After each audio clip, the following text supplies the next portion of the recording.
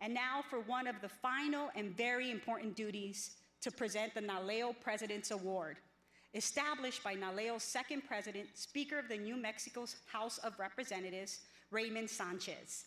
This award recognizes individuals and institutions that have helped NALEO advance its mission. To celebrate our Ruby anniversary, I am honored to present this award to a NALEO founding member who has helped set this organization on the course it has pursued over the past decade, the Honorable Congress Robert Garcia.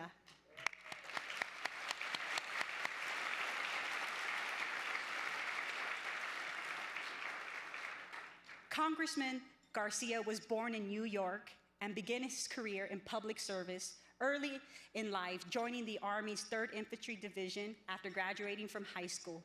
Elected to the New York State Assembly in 1966, Congressman Garcia went on to represent parts of the Bronx and Harlem for 12 years. That deserves a round of applause. And this is going to deserve a round of applause too. He prevailed against 6 competitors to win a seat in Congress in 1978 in a special election and won re-election 5 times.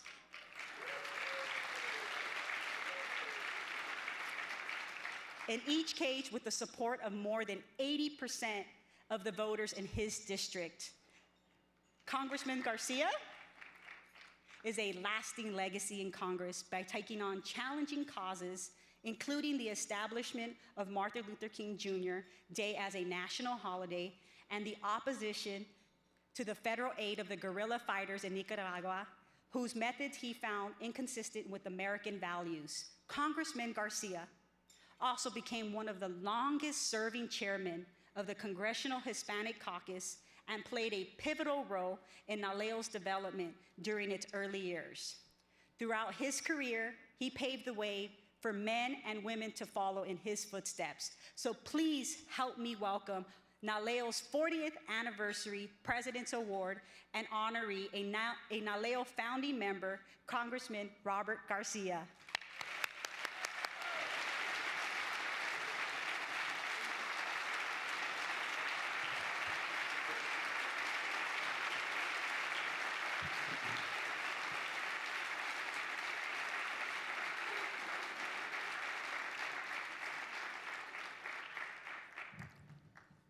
Thank you very much. For me, it's a real thrill that the good Lord has given me life to see that seeds have been planted and magnificent flowers are growing. I want to thank Arturo Vargas. I'd like to thank Michelle for that magnificent introduction. I'd like to thank the board of NALEO for this honor. It was some years ago that I received a call from Harry Pachon. I was in Congress, I think a year, maybe not even a year, and he said, Congressman Roybal would like to speak to you. So I went over, and Ed Roybal was the chairman of the caucus, and he said, Bob, we have an organization that we're trying to put together, and we would like you to be one of the officers when we go to charter NALEO. And I said, Ed, whatever you say, I'll do. I signed, and in the original charter, you'll see Ed's name and my name. Let me say something about Ed Roybal and NALEO. As a young state assemblyman elected under the original Voting Rights Act that was passed in 1964, I was elected in '66, the first year of its implementation. I can tell you that I was working at the time for the IBM Corporation, and frankly, I knew very little about the process of legislating. I knew about communities, I knew it well. We worked hard to try and save a couple of hospitals in the South Bronx, and from that, many other things grew. We also, my first campaign was getting signatures for John Kennedy when he was running for president, for delegates to the convention that was to be held in Los Angeles, that was to nominate him to be for the presidency of the United States. I will tell you that as I stand here today, I truly thank God that He has given me life. Life.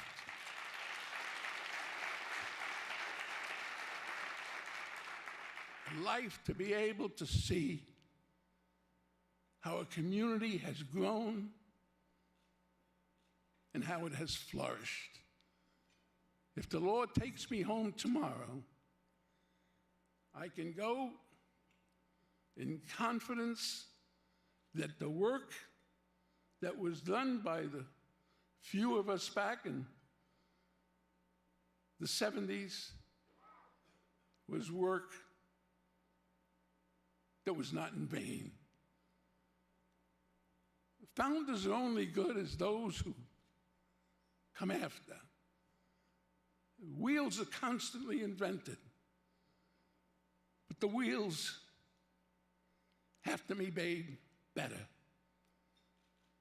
And the leadership that we have put together in the United States of America is making this country much, much better. And we should all truly be proud of the fact that we have the raíces within us to know that we are contributing. And the fight that you have today and the fight that we had before is different.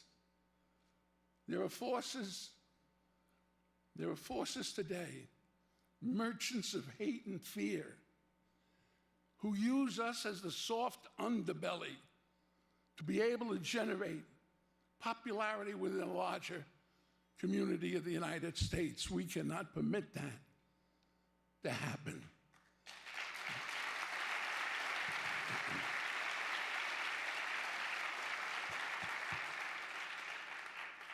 In the early days of NALEO, I was the pit bull. Ed was the thinker. But I was the one who went out to raise the money to keep things going. As a typical brash New Yorker, I was never afraid to say, you're taking a table, you're taking a table, you're taking a table. And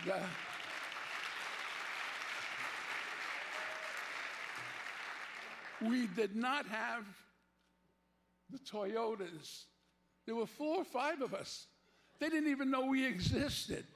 I think Lucille once mentioned at one of the caucus dinners, Ed went to Ed Roybal about forming a caucus, and Ed went to Tip O'Neill, and Tip laughed at him. He said, what, with 4 people, 5 people, you're going to form a caucus? You know, and Ed said, yeah, we're going to form a caucus. But I say that because I've had the life's experience. I've had my peaks and valleys in life, and I'm grateful for valleys. Because in valleys, you get it, in my particular case, you get your spiritual PhDs, and you don't trade them.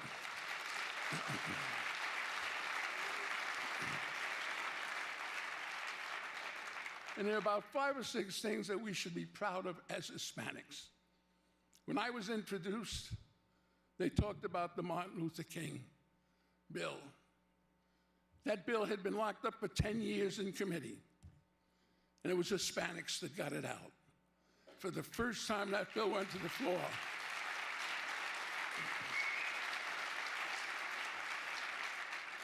In 1980, because we could never really justify how many Hispanics we had in the country, In 1980, Hispanics again, for the first time in the census form, had the word Hispanic. There would be no question, because we are a multi-racial, cultural group.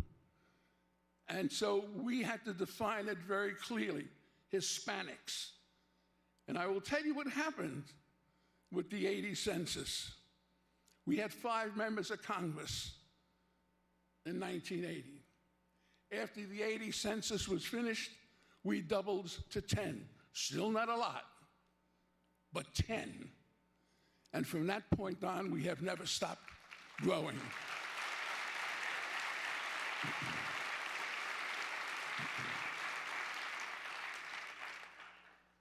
Again, Hispanics put together empowerment zones. In those days, Democrats and Republicans worked together. And Jack Kemp was a congressman from New York, conservative, former football player in California, but a guy who understood minorities. He was not afraid to deal with us. He talked to us one-to-one, equally. And he came to us and he said to us as Hispanics, I want to put these zones together. We think, he said, it'd be good for urban America. And enterprise zones are today empowerment zones. And empowerment zones are today hub zones. All this created through the magnificence of the Hispanic community. And then on top of that, we had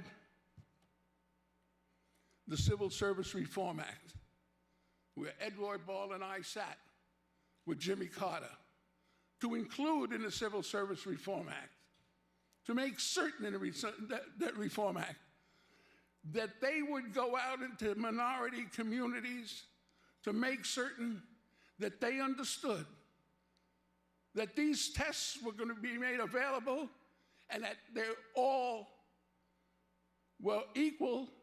They all had an opportunity to take those tests. Because prior to that, that news never really came to our communities. So I say that.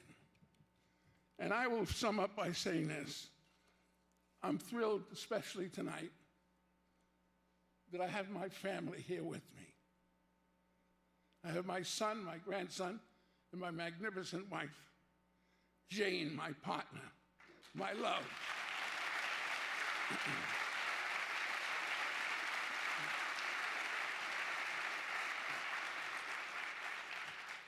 And I have my son over here.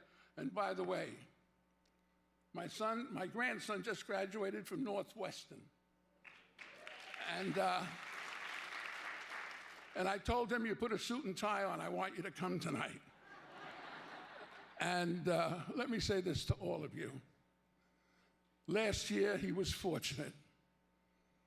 He worked for the secretary as an intern, Secretary Castro.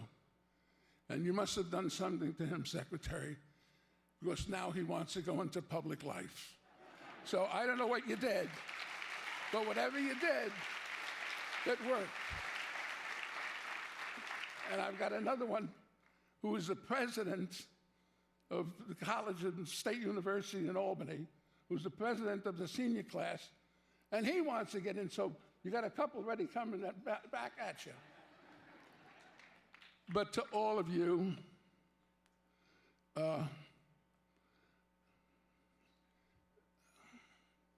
Tito, especially to you, I'm grateful. You've done a good job, Maduro. Good organization, responsible organization, not a fly-by organization.